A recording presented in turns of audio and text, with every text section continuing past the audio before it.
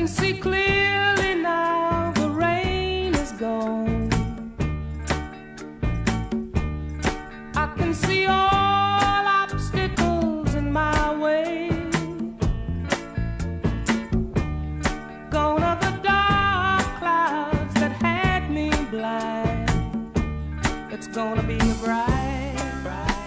bright, sunshiny day. Thank you for joining us here today on Integrity Investing. Co-host Jim Rosetti, and with me, of course, is Margaret Wittkopp. She is the host of this series. Margaret, welcome. Margaret is an author. Margaret is an entrepreneur. Margaret is also the founder of Veritas Financial. And you got a lot of titles, Margaret. You got a lot of interesting things. You can take all of that and just say, hi, I'm Margie. And that's that. Yep. Basically, I often describe myself as just a farm girl who grew up in the southeastern Wisconsin on a typical dairy farm. And, and I learned along the way.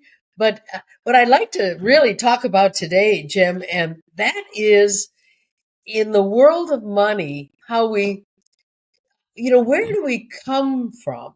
What are the cultural messages that are given to us as we grow up? And you and I can share where we came from and maybe just make some assertions as we go along here and help our listeners kind of identify if they can, or, reveal for themselves what their relationship with money is and where it came from. And what are some of the, things that get in their way? It's, hey, until you can find out what the things that are in your way are, you can't get them out of your way, right? You don't even know they're there. It's stuff you don't even know that is there. And it's just clouding your whole vision of what could be the possibilities. Where do we get this, our reality? Because as a baby, let's just go back. When you're born, a baby, and you come out of the womb, you don't know what money is. You don't know what a $5 bill is versus a $100 bill, or you don't even know what a right. Yeah, you don't have a clue. In fact, I bet your mom had to take a few pennies out of your mouth from time to time if you picked them up off the floor. I can remember doing that with my little brothers and sisters, going, don't swallow that. Right. But, well, Margaret, because a baby doesn't know what money is. No. But then along the way, we learn something about that world and what it means. So I'm going to ask you, Jim, when do you first recall becoming aware of the world of money? When do you think it was? Can you think back? Give yourself a second here. What comes to mind? Yeah, I probably, 7, 8, 9, somewhere between, I would say between 9 and 12 years old is when I started to realize money, because my parents had me on I get a little bit of money if I did some work around the house and I did some yard work and I jumped in but it was a big deal. And as far as the money part of it went, I never knew where anything that they gave me came from. As I learned as I was growing up, we never talked about where the money came from. We just, you'll get a couple of bucks. At that time, a couple of bucks was a lot of money. Sure. I'm an old guy. I mean, going back a long way here. Yeah, but back in the 50s. Yeah, a buck went a long way. Not so much today. Even through my growing up years, my formative years, when I was in my 20s, 30s, 40s, I thought money was strictly a survival. I didn't think abundance is something I had to work harder for, and I'd spend as much as I made. I was always just ahead of broke. Even though I made good money. So there was a message somewhere along the line that gave you that belief system. Yeah. That if I have it, I got to spend it, or I might not have it tomorrow. Is that what was going on in your brain, you think? That's right. I was always worried that I'd run out of money. And yet, so living on the edge, Margaret. And wow, yes. I'll tell you something. When I grew up, when I first really learned about the real purpose of money is through your experience. I don't know how long we've known each other. Maybe A good 10 years, 10, would you say? yeah, 10, maybe even 15 when I go back. I Because we've think been I in met business you. for 20 years. And I You've been know at we had you at many of our events. yes, and that's Yeah. where I woke up. I really woke up because and my whole mindset around money since that time, meeting you and learning about this scientific way of investing, I woke up and I wish I'd learned it 30 years earlier, Margaret. Yeah, I You hear probably that hear often. that a lot. Yeah. I do hear that often, and I hear it from people who are savers. It's interesting to hear you say that you there's no talk rule, we call it, right? Right. Right. The no talk rule in the world of money just means either nobody talks about it at all, or we're even shamed if we bring it up. Sure. Sometimes Yeah. I remember being at a friend's house, and well, I'll give you a little bit of my background. I grew up with a dad who I was his right-hand man. You know what I mean? I toddled along with him all the time. And I probably became aware of money at a very young age, probably 5 or 6. And I listened to his stories. I watched him buy cattle or buy pigs or go to the granary, talk to the guys. I was always by his side, and I kept quiet and listened to these guys talk about stuff. Yeah. Yeah. And they talked about business a lot. And I didn't always know what they were talking about, but I knew it was important. And I went to the stockyards with my dad when he sold some cattle. He took a big truck full of cattle down to the Chicago stockyards. And so I was pretty open about money. I thought it was okay to ask things because I asked my daddy tons of questions. So much so he once in a while would say, enough, enough, Margie. Right. So I at was a always taught friend's it was house. impolite to bring it up. Well, That's this what is I the was thing. taught. Yeah. I went to a friend's house and we were at dinner, and her dad happened to be home, and they lived in a very nice house. And I just was curious, and I just said, "How much does your daddy make?" Can you imagine the reaction? I mean, knowing now what I know. Yeah, people just looked at me. The mom looked at me. Margie, we don't talk about such things. And I was like, just dumbfounded. I was a little ashamed. I felt ashamed and shut up and be quiet. And that was my first, and it's very vivid in my mind, that whole incident. And yeah, it's very interesting to know where people are coming from in the world of investing.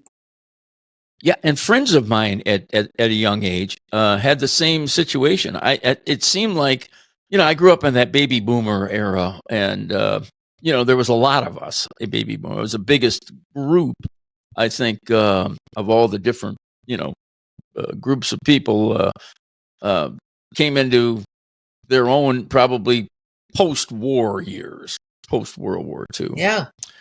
And I just seemed like even at my friend's home, you'd be over for dinner or something, you'd be having lunch, and you might ask a question just like you. How much did you pay for a car? How much did you pay for this house? How much do you earn? It was a no-no. It definitely was a no-no.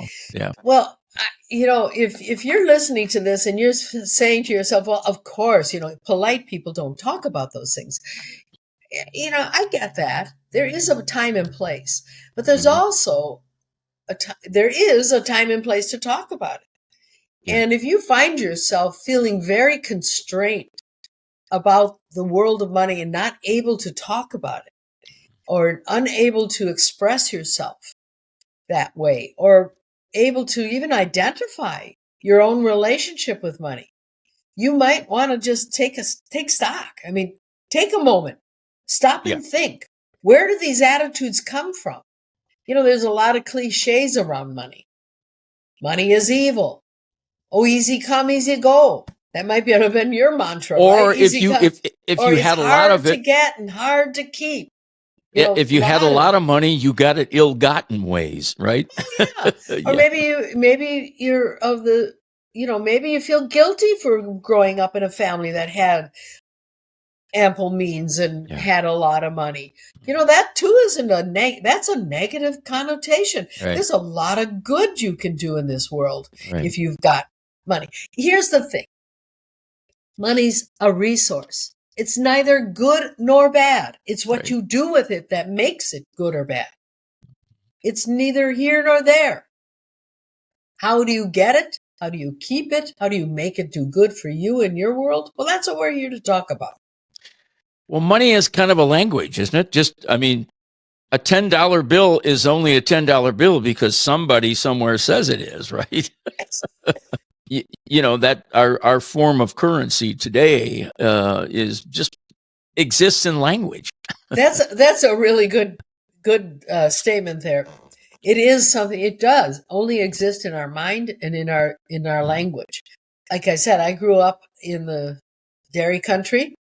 We had a dairy farm, but my dad passed away when I was 12, and there were 7 kids underneath, or there were 12 of us. Yeah, 7 that were under me. So you can imagine there were 12 kids, and there were some tough times there, some really tough times. Mm-hmm. And I was very blessed to have had the stories from my dad and his encouragement. He told me I could be anything I wanted to be. So he instilled in me sort of this idea of the American dream. And the American dream is very simply that you can be what you want to be in a free country with freedom of thought and freedom of language and freedom to do. You can be anything you want to be. Right. Educate yourself to be what you want.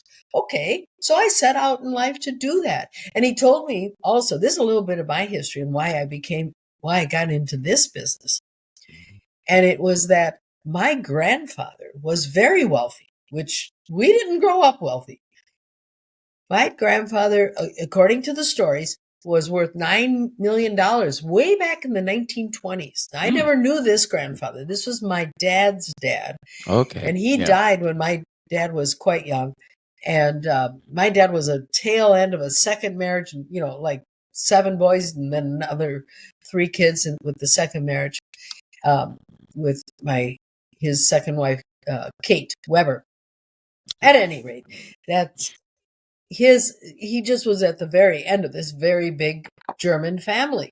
And back then 9 million was probably the equivalent of maybe half a. I can't even. I could extrapolate. I could project it forward, based on inflation and or some, what that could be. But it was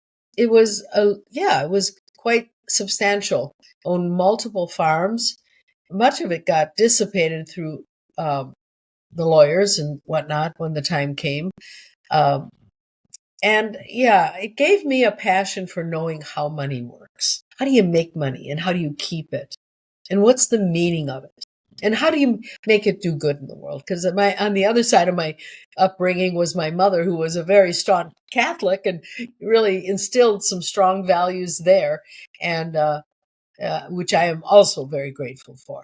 So the combination of the two, I see as really giving me the basis from which my life kind of went forward. And of course, taking advantage of opportunities as they came along.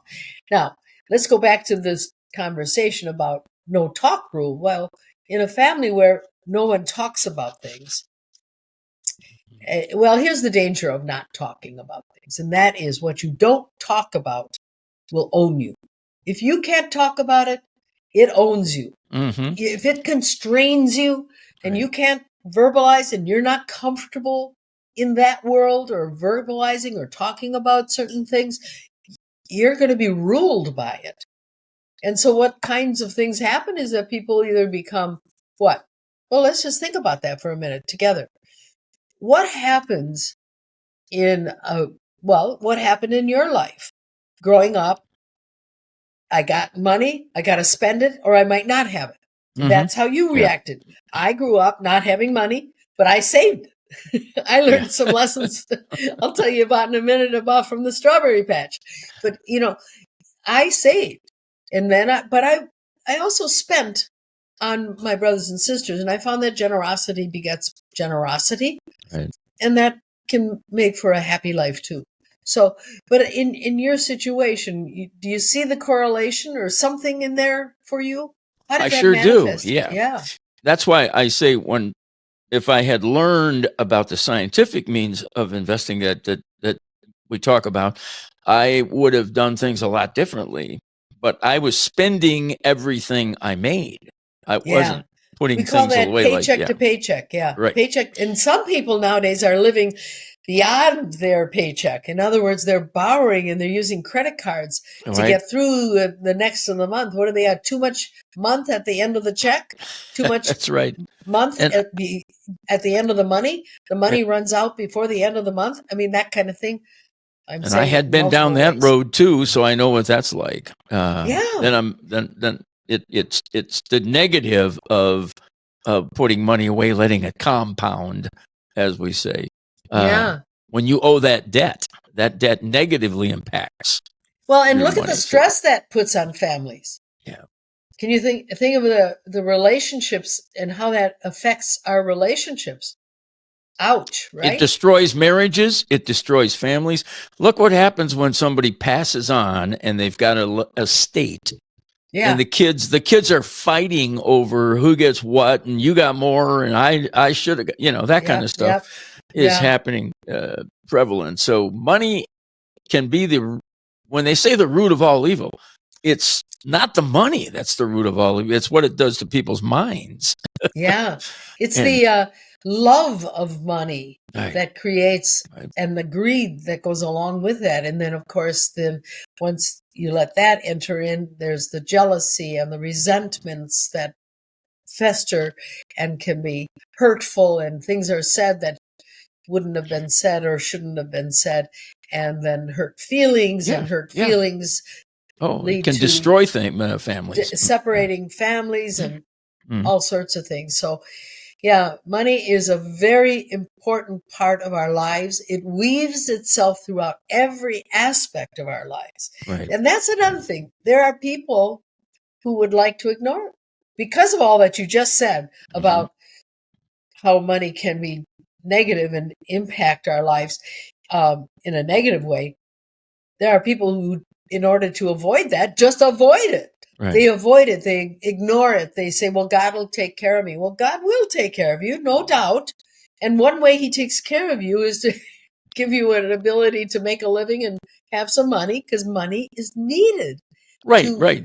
for transactions. It's Having a proper mindset around it. There's a lot said about money in the Bible, Yeah. and God looks upon us to be good stewards of the money. And you know the parable of the of that Jesus had laid Oh, out. yes. Yeah. Go ahead. Tell us the So, parable. well, I'm kind of talking off the top of my head, but the money was You, doled out to three different individuals. One, quickly spent it, and the other one, to paraphrase it, it's the yeah, master gives three servants. One of yeah, the servants takes it and hides it, yeah. doesn't do anything. The other one puts it in the bank, gains some interest. The other Hmm. one invests it and earns money on it, makes it Right. make money. Okay, when the master comes back, the one who hid it away, buried it in the ground basically, Hmm. gives it back to him, because I know you're a hard master, he says, and I didn't want to lose it. So again, fear held him back, and he Sure. Yep. gives it back, and then the second one does what he did, and Hmm. the master says okay, and then when he gets to the third one, okay, good job, well done. Then he takes the money from the one who just buried it, Hmm. says, you So and so. lazy so and so, I'm going to take your money and give it to the one who knows how to make money, and gives it to the one who was the richer of it Right. all. Right. Right. So it's a very interesting parable. It does teach us a very valuable lesson about fear, and how being afraid of money is not healthy or good for us or even Yeah, and godly. putting it in a parable like that really Yeah, makes you grasp it. Makes that's right. sense. Any other way that you put it. That's why Jesus, laid it out in parables, because it was so much easier to understand that way. But Yeah. even God looks upon when the money that we have if it's used wisely, is what God expects us to, because there is an abundance. He said, I want that you have life and have it more abundantly. So God didn't intend for us to be poverty stricken. Well, when I think of abundance, I look out at let's say, my backyard. I have a beautiful backyard full of trees and all kinds of trees and all kinds of foliage. And I think, no kidding, God wanted us to live abundantly. That in itself is abundance. When you look out and see the number of plants and the various types of just plants, not even birds and creepy crawly things and all kinds of animals and all the different beauties of the world, not even the seven wonders. Just well, that's right. If you look back, if you look back in the day of Jesus' day, having cattle was a sign of wealth. Having, just like you said, plants, fruit trees, and all that was. It wasn't all measured in the dollars and cents that we have today. No, we've exchanged the having cattle or certain types of signs of wealth, which are still signs of wealth. Sure, they are. Yeah, of course, because they're property and we use them for certain things. Those are assets. Yeah, right. They're assets, but we've created in language the value of a piece of paper that's $1 bill or a $20 bill or a $100 bill or coins, and that goes way, way back.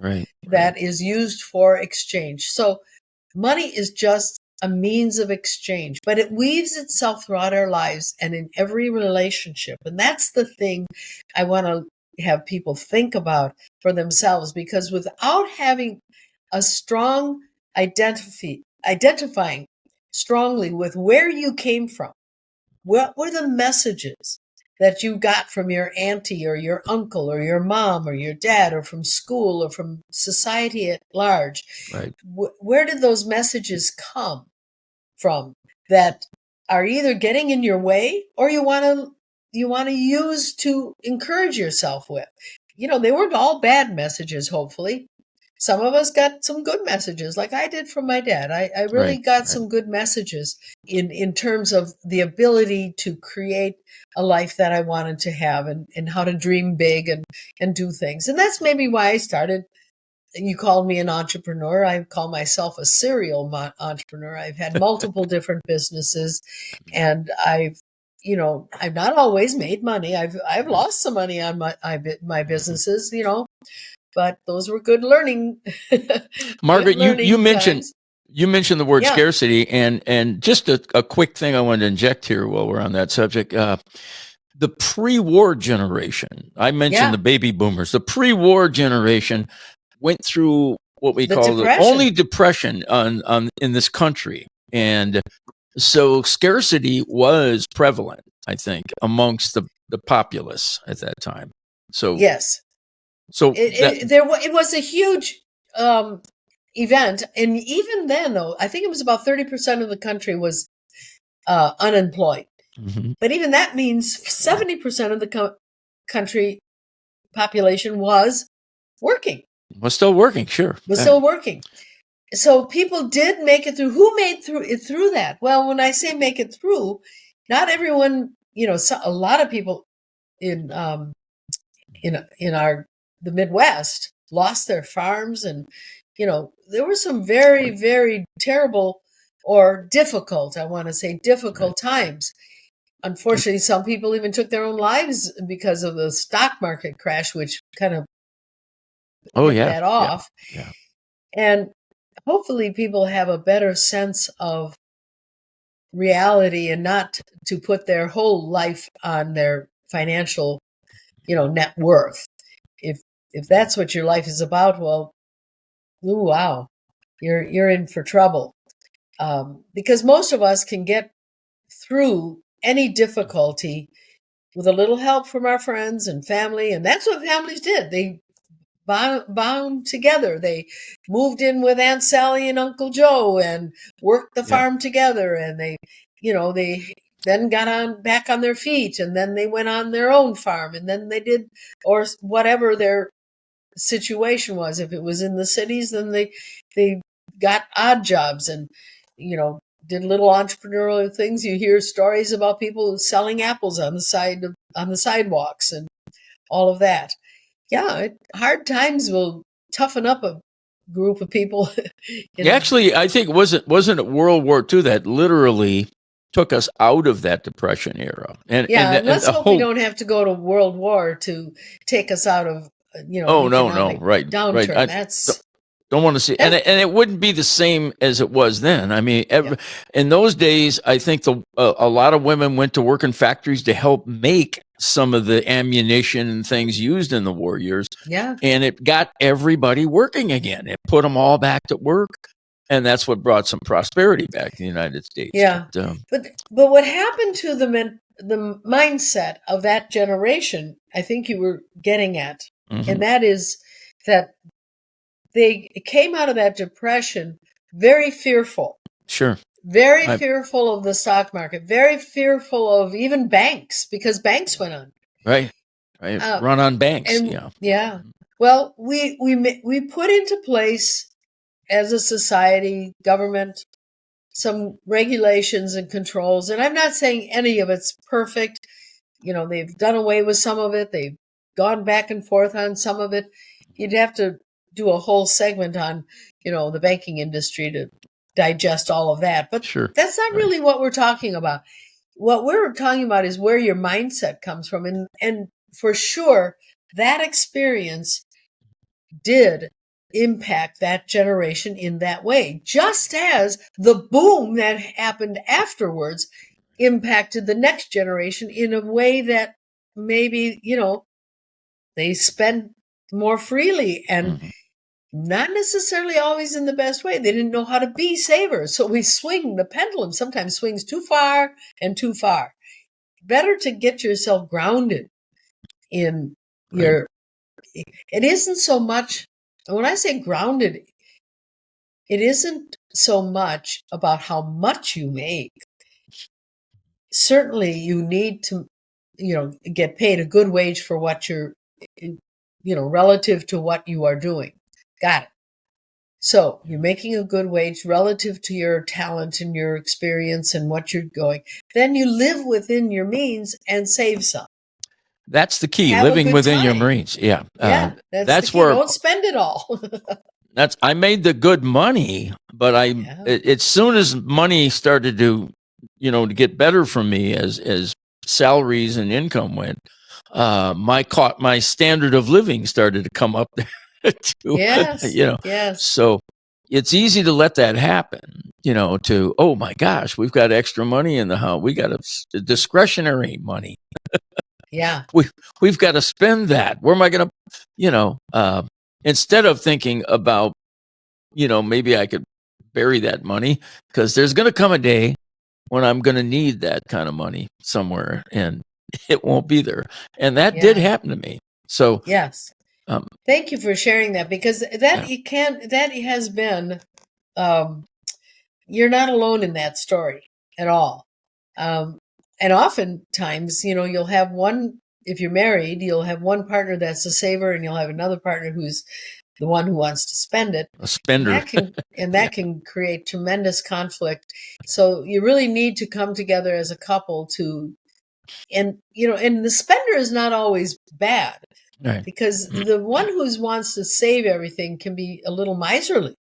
So you got to be careful you're not so miserly that you're not enjoying life today. Right. If it's all about just accumulating, that can be just as detrimental to a relationship and to life as can be the one who just wants to spend everything. Yeah. So again, it's that moderation and learning how to make those decisions in a healthy manner. And the only way you can be healthy about it, quite frankly, is to know yourself and to really understand the biases that come along with just living, just growing up, and look at your background, look at your family, not to condemn, not to shake a finger and say, oh, my mom was so bad, or oh, my dad didn't do this. No, what good does that do you? Don't do that.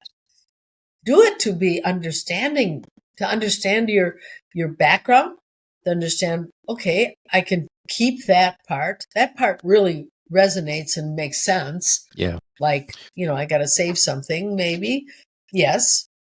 I should participate in my 401k that's provided by my company. That might be a good place to I start. didn't do that very well. That's one of the big drawbacks I had. That's a Yeah, big I didn't do mistake. that. A lot of people, don't do that. And that's where I learned from the programs you introduced me to, the myths and truths of money and investing, and the 2-day event that you have. I had breakthrough thinking Yeah. because of those programs, Mark. Yeah, we call it breakthrough thinking because you do have breakthroughs. Yeah. When you can identify things, when things are in a world of you don't even know what you don't know, you don't know. But then you become aware, even slightly aware. Right. You'll have an aha moment. You'll go, whoa, that's starting to pinch. Usually it doesn't feel good at first. Right. Because we don't like to admit that we've been wrong. We don't like to, or even if it's not being wrong, it's just we don't want to think there's something else that we need to know or whatever is going on. It's the rare person who is actually looking for transforming their life. I mean, we like to think we were all put together, right? Well, most of us are not all put together at any point. That's why we're still living. It's called life, Keep learning, and keep growing. And it's a learning experience right up till the end. So believe me, I'm there. I said to somebody the other day, they asked me how I was doing. Well, I'm still learning and I'm still growing. I guess I'm still meant to be here. And so that's called life. But here, going back to what you're talking about with this breakthrough event, breakthrough thinking. That's when when you recognize the problem. That's what leads to the breakthrough. Breakdowns lead to breakthroughs, and unless you're willing to go to those breakdowns, you're never going to get to the next step. You're never going to get beyond what you learned as a 5 or a 6-year-old or a 7-year-old. Some people have to touch bottom before that they'll come to grips with that part of it. Yeah, and we hope we catch them before they get that far down. Yeah. Yeah. Yeah, that's very important. And unfortunately, I think we're growing up a generation now that doesn't see work ethic the same way the previous generation did, or prior generations. I was talking to some friends, actually clients of mine, and I consider them friends, and they have a small business, and they're having a hard time finding help. Yeah. And we were talking about this very thing.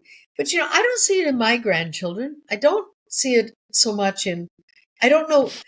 I guess it's out there. It is certainly out there because employers are having a hard time finding good employees. And I do see it here and there, but I don't know what the anecdote is. Maybe we just have to live through these cycles. And, I think today some of this came about because of the COVID year. We blame a lot on the COVID year, but it did have a big impact on people's thinking toward work. A lot of people didn't want to go back to work after getting some free money from the government because of the hardship. Let's face it, the government was free and loose with money, as they usually are with our taxpayers' money. And I'm not blaming it all on the government. I think a lot of it was people just got used to staying at home, and it just became easier. Could be part of it. Yeah. I think for our listeners, though, if you're listening to a podcast about money and investing, you're probably the type of person who's trying to get a good handle on their life. You're trying to find some answers. And hopefully by taking the step of doing a little inventory or, reaching out to a professional in this world, in our line of work. I mean, that's why we call ourselves coaches and why we use a coaching model to guide our interactions with investors, because when I'm in conversation with people, I'm not looking to sell them another product. That's the farthest thing from my intentions. What I'm trying to do is help them reach a realization, to have those aha moments, to educate them, and then coach them to coming to terms and coming to recognize for themselves, discover for themselves what it is they want for their life, meaning their American dream. And the American dream isn't just for Americans. It's really a global human phenomenon. Well, The that's why there's so human many people spirit coming here. coming to our- yes, that is a good sign of it, isn't it? Yeah, absolutely. That's a manifestation of it. I don't see them rushing to countries like Venezuela or China or knocking at the door of those places. Well, the human spirit, let's just talk about it in a general sense of it, because even in those countries, people who have the desire to express themselves, to be human beings with creative juices. I mean, that's what makes us, human beings. Our creativity, our ability to speak and do and work and have a meaningful life, raise a family, have a few nice things, go to places and have some wonderful experiences in life. So all of that takes some financial well-being, and that's what this program is all about. Quality of life. Quality of life. Exactly. So this whole program is meant to help people kind of get a grasp for themselves on this whole issue of money. And first thing is to recognize if you're an avoider, you can't avoid it. Okay? Yeah. If you're trying to avoid this and put it all on your husband or all on your wife or all on the government or on somebody else, anybody else, you're in for a really rough life, because it's going to smack you in the face someday, and that's a tough road. Now, so get real and get. Let me finish this up, hon. Sure. And so my coaching to those folks, if you're in that camp, would be to, take good stock. It's not hard to learn a few basic things, and that can keep you very safe and very in charge of your life, empower you around the world of money. Now, if you're on the other spectrum and all you want to do is accumulate and you're so fearful of losing money, that's not really good either. Or you're afraid, when they got FOMO, fear of missing out, you're greedy. Fear and greed are the great motivators in the financial world, and the investment industry will prey upon you, prey as in like a vulture, not prey like in a good sense of preying, but like a vulture does. Margaret, you probably observed some people who have a lot of money. And if people think having more money all the time is the only purpose in life, some people die rich but miserable. Yes. Rich but completely. That's why I'm painting these two pictures. And the whole purpose of this, our work, whether I'm doing it here on the podcast with an individual or a couple in their business, like I did earlier this morning, or doing classes, we do the 2-day event, we do 1-hour events. I mean, we do all kinds of things to help people get their arms around, really empower them in the world of money. And the first thing to accept is that money weaves itself throughout your life. You can't avoid it. And if you are too greedy or too avoiding, you're going to have problems with it. So the first thing is to get very grounded. And then the next thing is to get knowledgeable enough. You don't have to know everything, but you need to know the right things. To be safe in the world of investing, you need to know a few things. You need to know who are the bad guys and who are the good guys.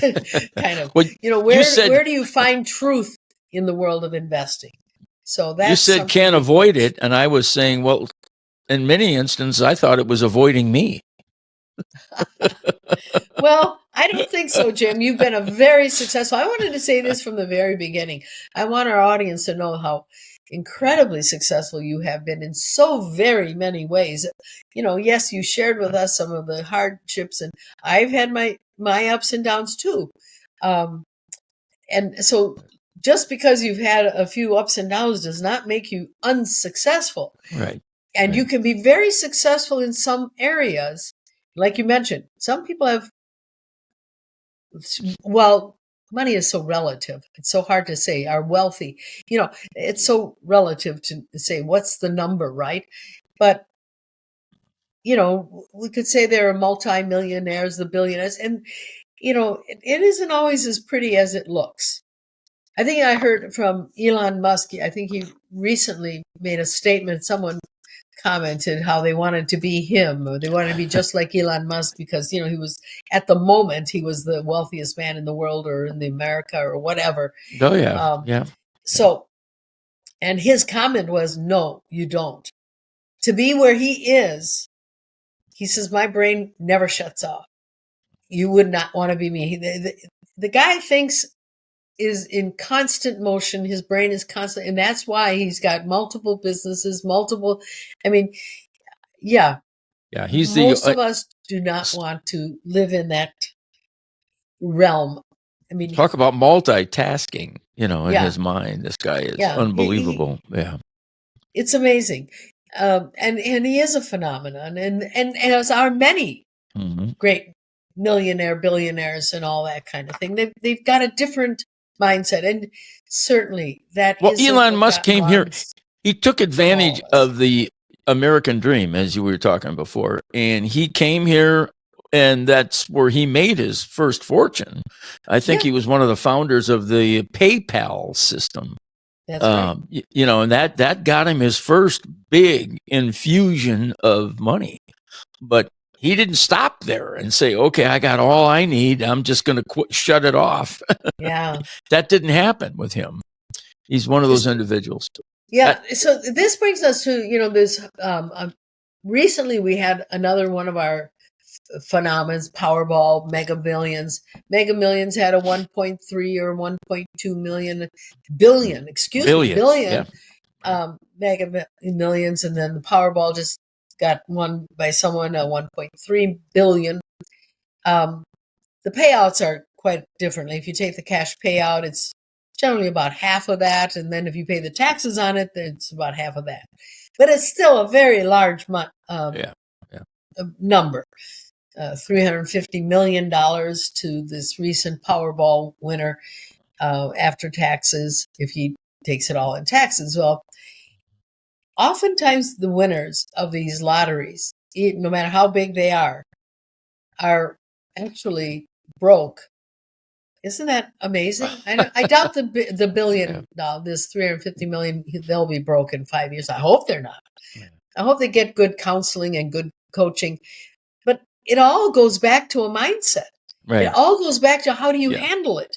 If you're not handling money well, that's right, and you're working as a teacher, doctor, lawyer, Indian chief, checkout clerk at Walmart, I don't care what your job is. If you're not able to handle that, you're never going to be able to handle a $1 billion payout. You'll be so messed up, you'll lose your friends, or you won't even know who your friends are. It because happens. Everybody and their uncle comes after you, telling you they're your long lost cousin from Timbuktu. Best way to see that, Margaret, and put it in reality is look at these athletes that sign these big money contracts. Football players, billions. Baseball players, basketball. These guys have to have coaching. They offer coaching to these young athletes because they're not ready to handle all that money. First thing they want to do is go out and buy a bunch of Lamborghinis. And there's nothing wrong with a Lamborghini. Certainly nothing wrong. How many with can you drive at one time? Exactly. Nothing wrong with even having a collection of your favorite thing. And if cars are your favorite thing, let's not say there's anything wrong with any of that. But I truly understand the underlying meaning of what you're saying. Is that everybody loves you when you get that kind of money coming into your life. Everybody, all those friends that you didn't even know you had, suddenly know you're there. Exactly. So there's that. Think about how. But here's a positive thing about that whole Mega Millions Powerball blah thing. When I was a little girl, I used to lay in bed with my little sister Monica, just under me, sister, and we used to dream, if I had $1 million, I'd have a horse farm, and I would have horses, and I would give lessons, and I would have trail rides. Well, Jim, you know me. I have one day at 50 some years old, I walked out of my back door and I went, I have it now. Have everything I thought about. What I was thinking about back then, I don't know if I had everything, but I had that. Yeah. And so what we put in our brains, all I'm saying is there's truth to that. I feel there is. I feel there's real truth to whatever you're saying. If you're putting out words like, I'll never make it, I can't make my bills, I can't, or I won't, I can't, I won't. You're right. You're right. You won't. You won't, and you can't. Right. You'll never make it. I don't care how much money you have. You could win $1 billion, and you still will be in that frame of mind. Whether you say I will or I won't, both ways you're right. Exactly. That was by a famous guy. I think that was Jim Rohn or somebody who said that, something on that order. So what you think about comes about. So that's really important. I know those sound cliche, but it's really true. And in the world of money, it manifests itself in our lives. And you and I have both lived it. So learn about what you've got in your brain, learn where it came from, what you want to keep. You've got some good work ethic, good work habits. Oh, I don't have good work ethic, good work habits. I have to get up in the morning. I'm always fighting myself. Well, then you can change that. That's what makes us human beings and not a dog. Right. I mean, we can change ourselves. We can transform who we are. Yeah. We aren't stuck. You're not stuck anywhere. One of the things I learned through, many of the teachings that you had brought to me, just going to the events you put on, is that with that breakthrough. I forget now where I was going with this, but I did learn so much that it changed my biases a lot, and I didn't even know I had the biases until you pointed things. Oh, that is such good insight, Jim. Thank you for that. Yes, we all carry around a ton of biases.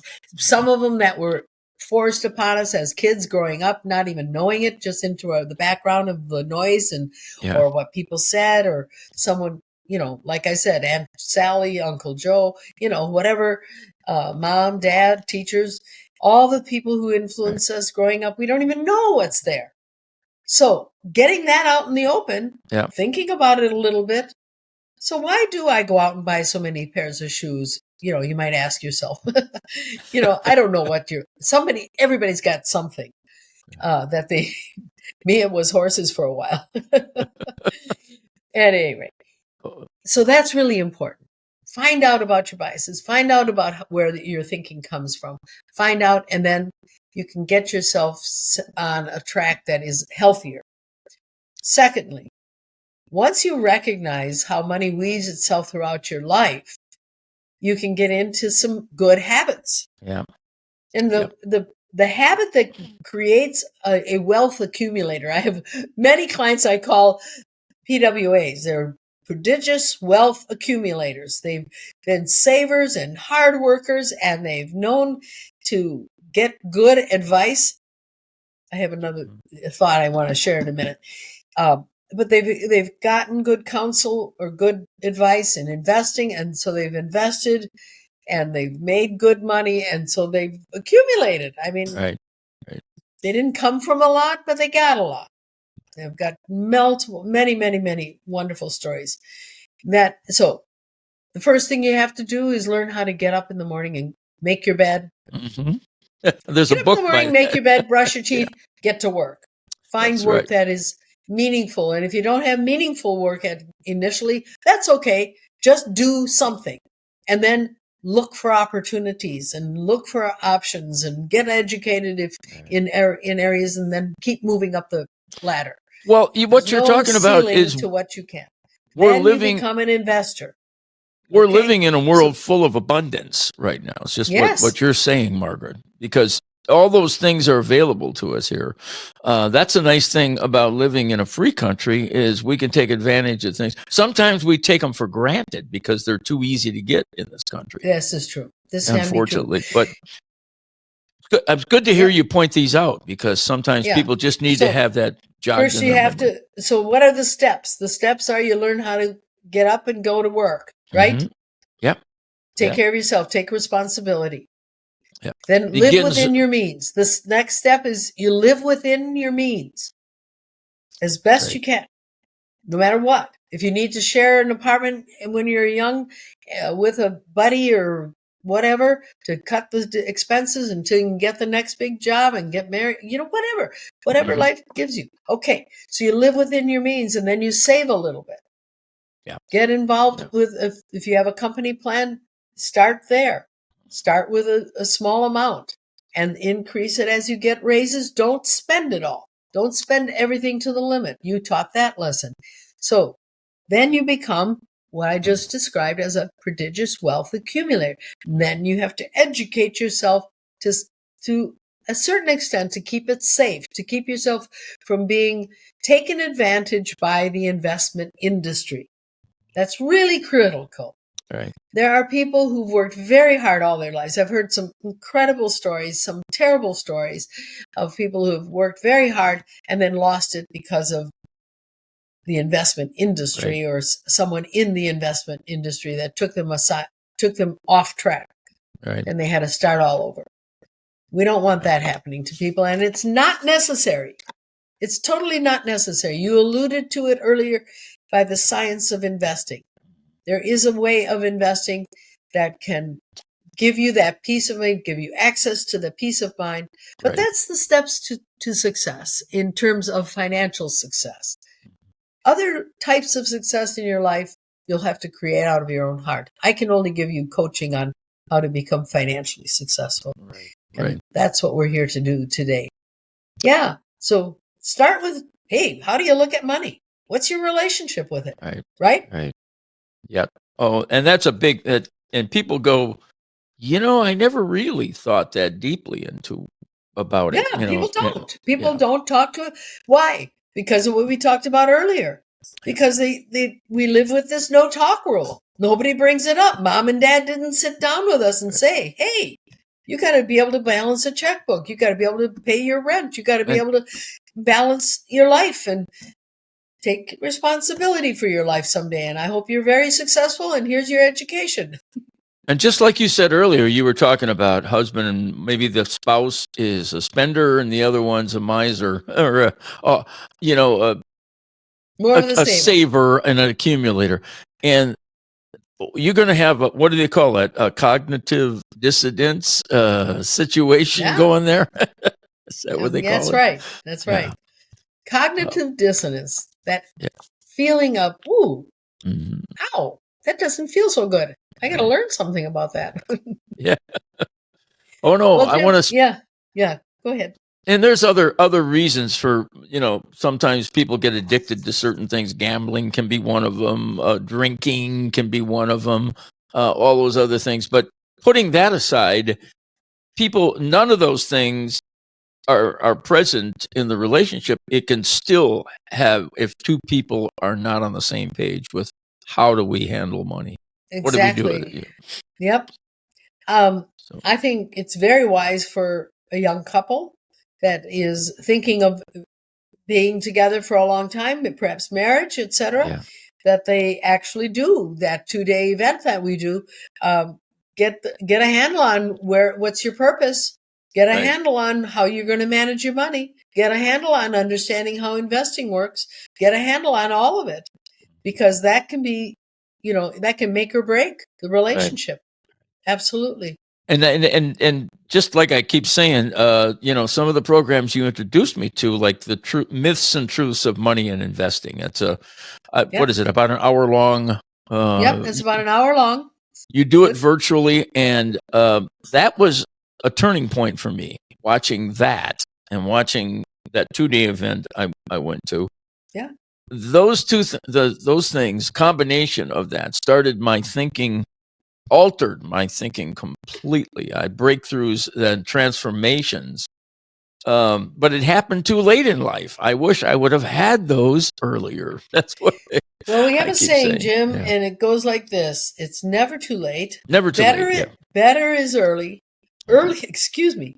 Earlier is better, Yep. but Yeah. it's never too late.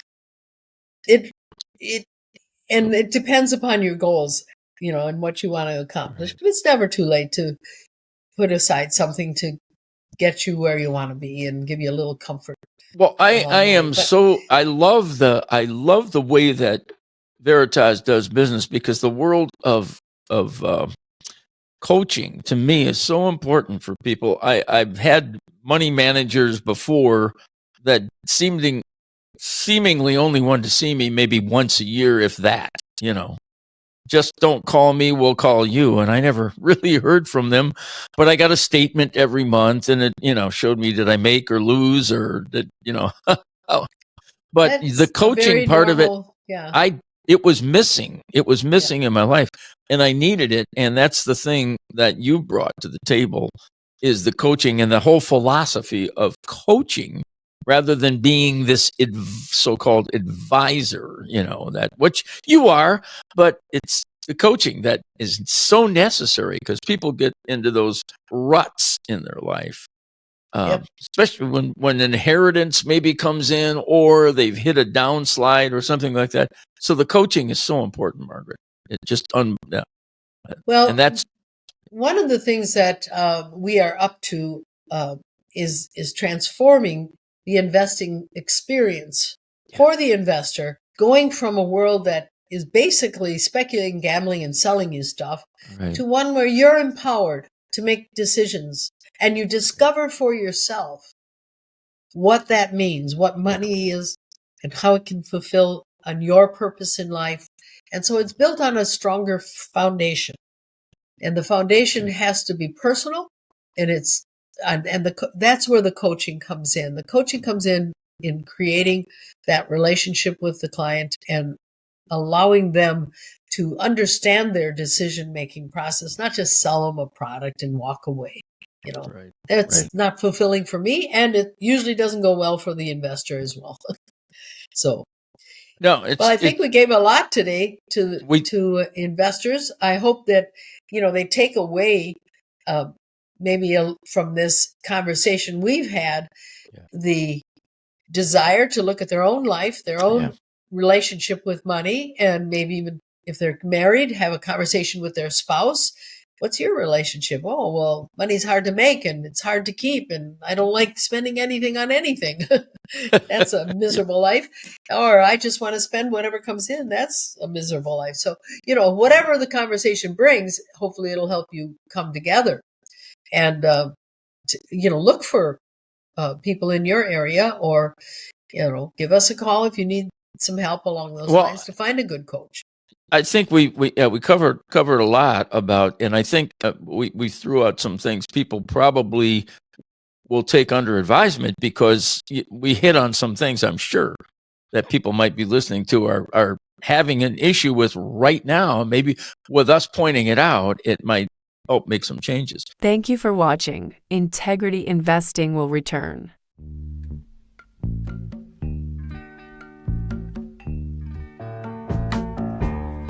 I can see clearly now, the rain is gone. I can see all obstacles in my way. Gone are the dark clouds that had me blind. It's gonna be a bright